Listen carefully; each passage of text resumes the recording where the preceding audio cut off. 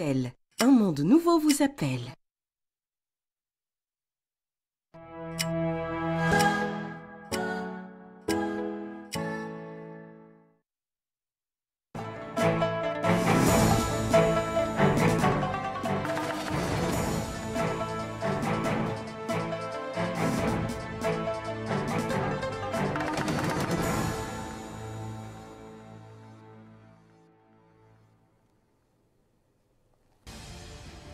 La première dame, Dr Mariam Da, visite le Centre national de cardiologie où des opérations médicales sont menées pour traiter les malformations cardiaques chez les enfants.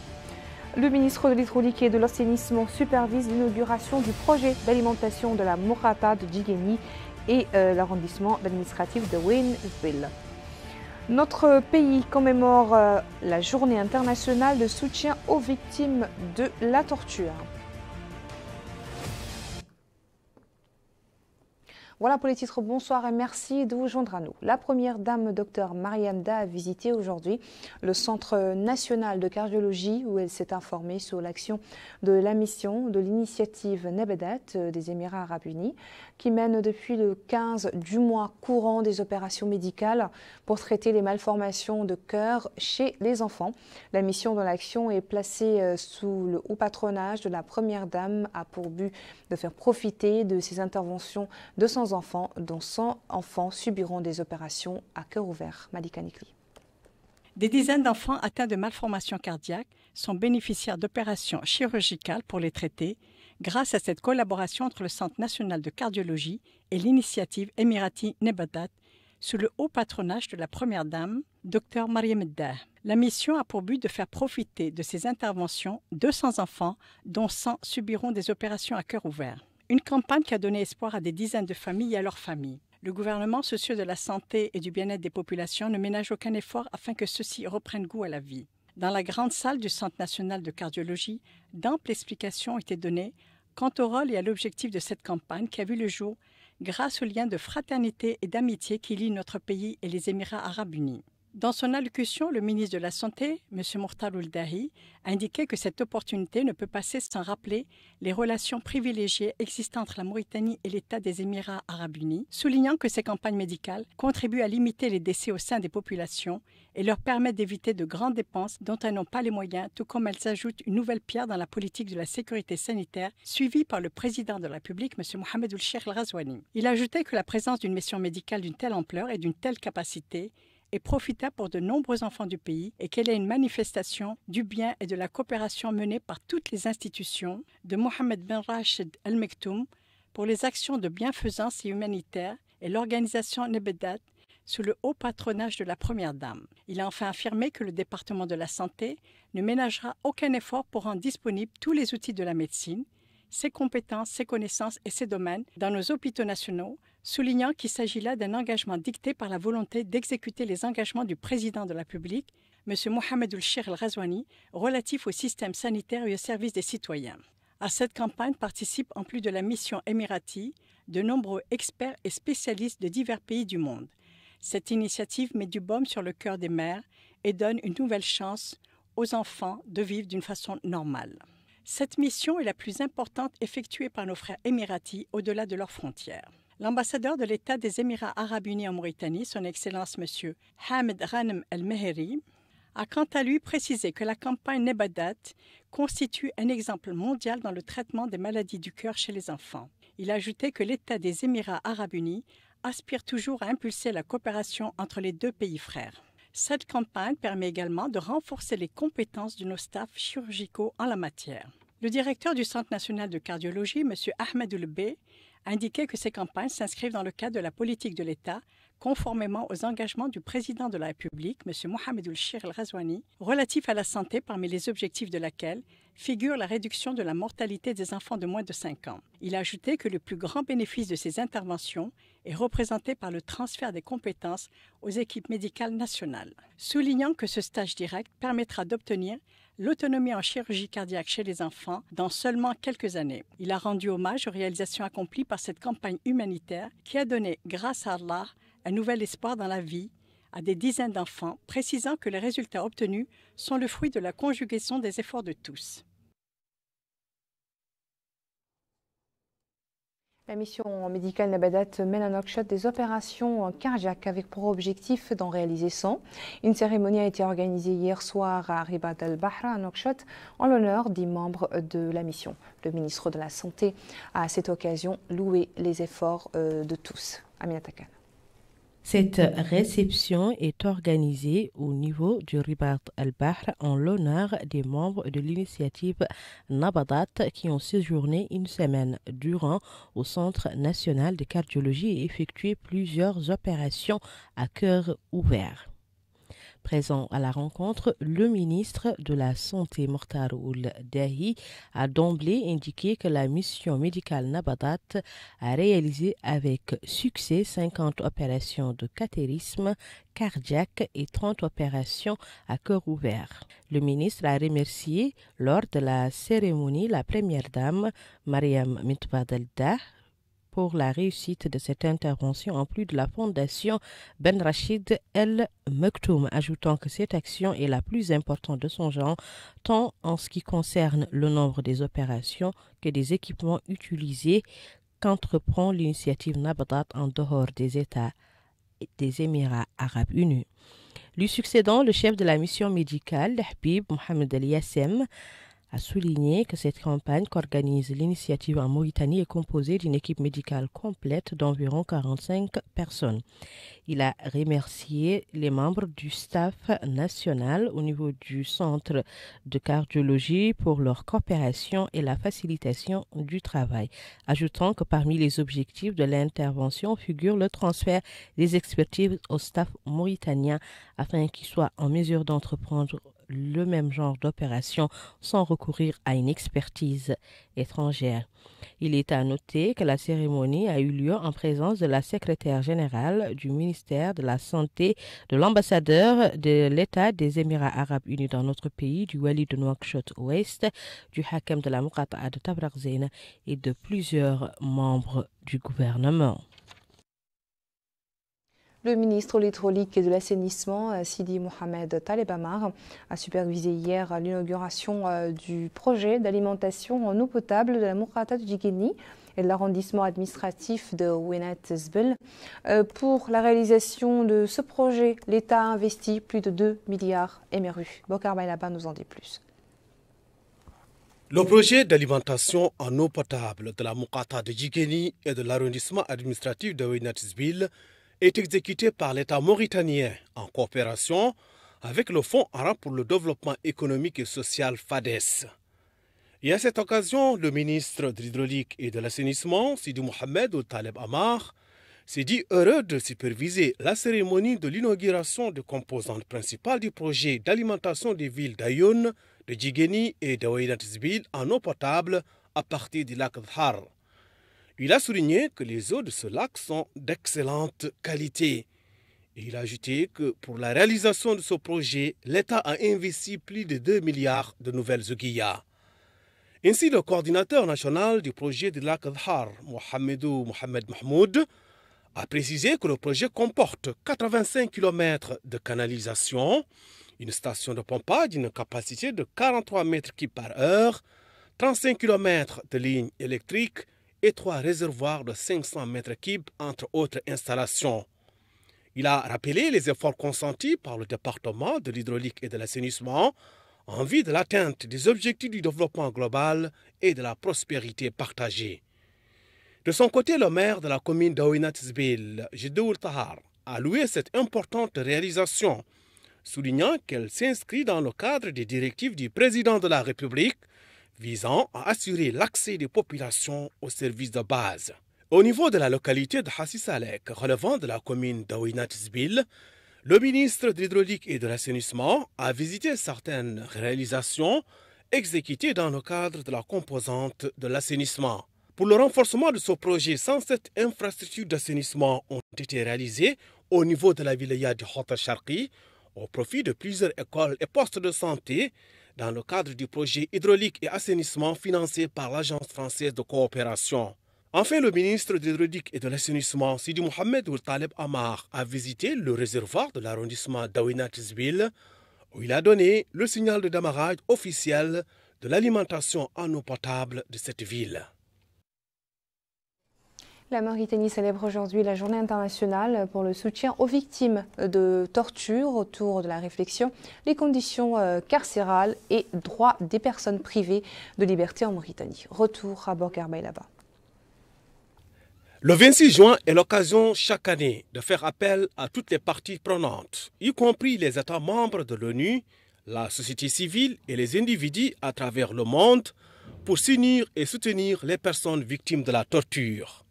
Et à l'ouverture de cet atelier, le président du mécanisme national de prévention de la torture, Bekay Ould Abdelmalik, a souligné que la dignité humaine en général et le principe de l'inviolabilité de la personne contre les atteintes physiques et psychologiques en particulier constituent un principe universel inconditionnel et principalement pour notre sainte religion, l'islam.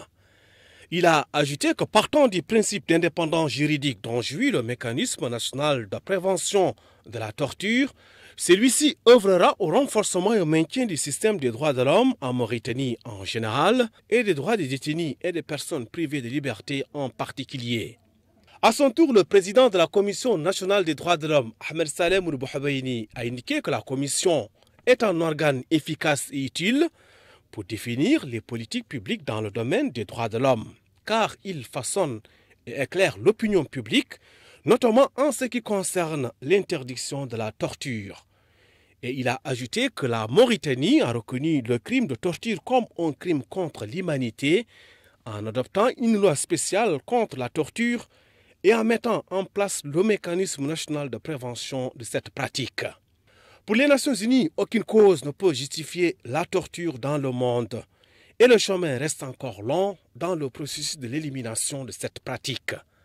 La torture est un crime en vertu du droit international et fait l'objet d'une interdiction absolue qui ne peut être justifiée en aucune circonstance.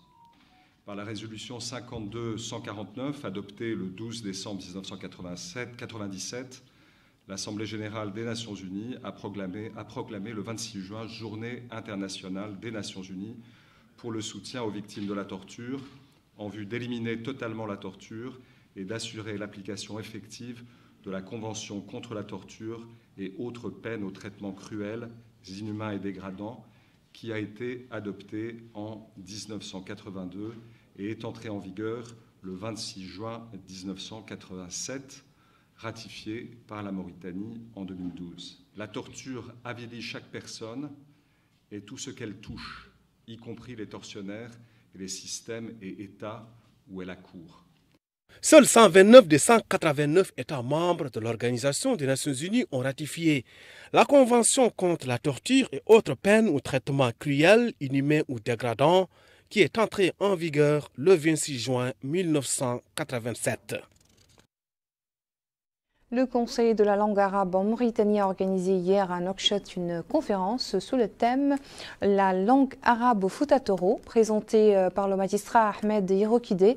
Le conférencier a débuté par un aperçu sur la zone du Fouta, notamment sur l'emplacement géographique et les dirigeants politiques dans la région avant l'arrivée de l'islam, précisant que le rôle qu'a joué l'islam dans la propagation de la langue arabe dans la zone du Fouta Toro. Il a à ce sujet précisé que l'islam et la langue arabe sont inséparables, ce qu'il a dit a permis à la langue arabe de se propager dans la région après l'entrée de l'islam. Citant à ce sujet les témoignages historiques rapportés par les chercheurs et les spécialistes en la matière. Le conférencier a en outre parlé du grand rôle joué par Cheikh Khayar Khan El-Kebir à ce sujet. De son côté, le président du Conseil de la langue arabe en Mauritanie, El Khalil Enaoui, a indiqué que la zone du Fouta a constitué un pont dans la propagation des connaissances et des valeurs et à l'un des liens, a aussi noué les liens de fraternité et la cohésion sociale à travers l'histoire dans ce pays et ses environs. Il a ajouté que c'est du Fouta qu'a été lancée l'idée de faire revivre l'état des Morabitoun qui a réussi dans un laps de temps. La conférence s'est déroulée en présence des docteurs et d'un certain nombre de spécialistes en la matière. Ceci à présent, les principes de la justice sociale au niveau régional et local sont l'objet d'un atelier qui a démarré aujourd'hui à Nouadhibou. L'objectif est de former les représentants des conseils régionaux et des administrations régionales du ministère de l'Action sociale de l'enfance et de la famille sur l'élaboration du plan d'action régionaux, prenant en considération la justice sociale en vue de renforcer le processus de la décentralisation comme approche de développement efficace. Aminata Khan. Former les représentants des conseils régionaux et des administrations régionales du ministère des Affaires sociales, de l'enfance et de la famille sur l'élaboration des plans d'action régionaux en prenant en considération la justice sociale pour renforcer le processus de décentralisation, c'est l'objectif de cet atelier.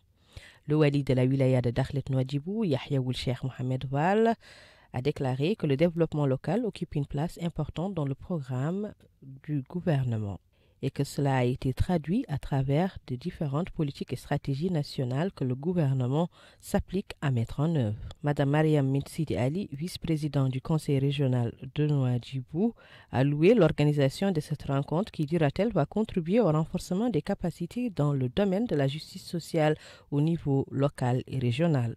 Lui succédant, l'adjoint au maire de Nouadhibou, Mana Mint Sheger, a remercié les organisateurs de cette rencontre qui, dira-t-elle, est d'une importance capitale. Enfin, la représentante de la Commission économique pour l'Asie de l'Ouest a souligné que l'atelier vise à renforcer la compréhension globale du concept de la justice sociale et le renforcement des capacités techniques en vue de l'intégration des principes de justice sociale aux deux niveaux, régional et local, ajoutant que l'atelier va également permettre aux participants de profiter des expertises arabes sur les objectifs du développement durable, notamment en ce qui concerne les objectifs de développement 10 et 16.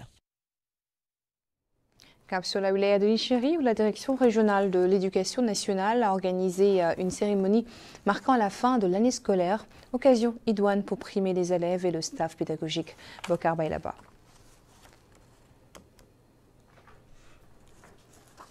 C'est la fin de l'année scolaire. Qui dit fin de l'année scolaire dit généralement cérémonie de remise d'attestation aux élèves et éléments de staff pédagogique qui se sont le plus illustrés.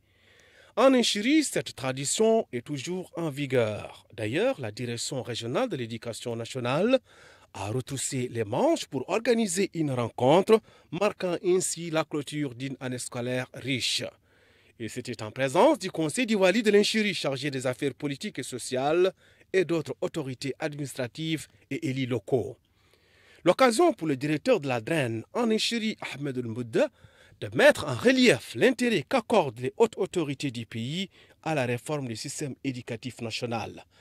Le maire adjoint de la commune d'Akjust, Mohamed Abdallah Wilchia, a loué l'organisation de cette cérémonie marquant ainsi la clôture d'une année scolaire durant laquelle élèves, éléments de staff pédagogique et parents d'élèves ont mutualisé les efforts pour assurer une meilleure scolarité aux apprenants. L'événement a donné lieu à la remise d'attestations aux personnes qui se sont distinguées par la qualité du travail et au succès durant cette année scolaire en Inchiri. L'artisanat, pan important de notre patrimoine culturel, se perpétue à travers les temps grâce au génie créateur, de nos artisans. C'est ce que nous propose de découvrir dans ce reportage Aminata Khan. Du premier au dernier geste, ces artisans font perdurer leur savoir-faire dans la fabrication de rahel, un objet traditionnel. Comme tout produit, la qualité du rahel dépend de la façon dont il est produit. La matière provient des animaux, cependant, de nombreux facteurs vont déterminer la qualité finale du rahel. Mohamed, un artisan résident à Kifa et qui exerce ce métier depuis une trentaine d'années, a déclaré que l'élément le plus important dans le processus de fabrication du rahel est la patience, indiquant qu'il est fier de perpétrer l'héritage que lui a légué son père. Il poursuit en indiquant que le chameau joue un rôle primordial dans la société mauritanienne, une des raisons qui pousse bon nombre d'artisans mauritaniens à fabriquer des rahel, ce qui nécessite une technique et une formation intensive auprès des aînés. Lui succédant, cet autre indique qu'ils sont très fiers de produire et de gérer ces ateliers de fabrication de rahel. Cependant, ils demandent de l'aide aux autorités. En plus des rahel, ces deux artisans fabriquent également d'autres objets d'art. Ils demandent de l'aide aux autorités pour pouvoir développer leur commerce. Le conseiller du Walid Dakhlet Nouadhibou, chargé des affaires politiques et sociales, Mohamed Mustafa El Mokhtar, a supervisé hier soir dans la capitale économique la conclusion du championnat des salles des moins de 17 ans, organisé par l'Association des défenses des droits des enfants vivant avec un handicap.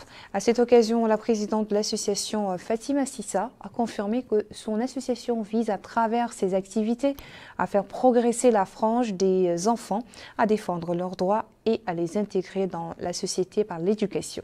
La soirée a été marquée par la distribution de l'eau aux équipes sportives participant à ce tournoi. Voilà, c'est la fin de notre édition. Merci à vous de nous avoir suivis. Le rappel des principaux titres.